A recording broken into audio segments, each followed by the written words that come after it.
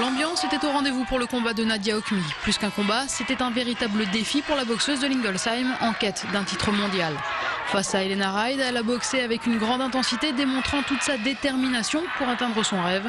Son direct du droit a fait des ravages pour bousculer la garde basse de l'américaine.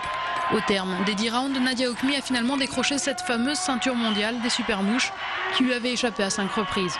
Dans l'euphorie générale, elle est sacrée championne du monde des moins de 52 kilos.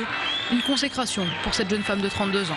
C'est une récompense, un joli cadeau qu'on mérite avec Patrick, mon entraîneur que je remercie énormément, qui a cru en moi en un an. C'est fabuleux ce qu'on a fait. On a fait un parcours sans faute, un championnat de France, 3 combats de préparation et là un titre de championne du monde WBF.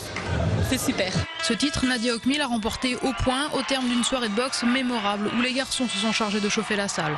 Combat phare de la soirée, l'opposition entre les deux jeunes filles a été suivie par près de 2000 personnes. À cette foule se sont mêlées les 2 autres championnes du monde françaises de boxe anglaise, Myriam Lamar et Anne-Sophie Matisse. Un soutien de choix qui a apprécié la performance. Je n'aurais pas pensé que ce serait 10 rounds aussi intenses et avec autant de volonté. On voit que Nadia avait vraiment envie depuis un bout de temps de conquérir le titre. C'était vraiment fantastique pour elle. Pour nous aussi parce que c'est un régal de l'avoir boxé. Il n'y a pas eu de faute. La boxeuse de Lingolsheim est la 3e française sacrée championne du monde. Au-delà de ce titre, la boxe féminine a gagné en crédibilité avec sa prestation. Cette mère de famille a prouvé par l'intensité du combat, par son investissement et ses qualités techniques, qu'elle est une athlète à part entière. Une nouvelle française championne du monde, c'est une victoire de plus à chaque fois pour notre sport, pour nous en tant que pratiquantes, en tant que sportives de haut niveau. Et je crois que la boxe féminine en France est en train de prendre son envol.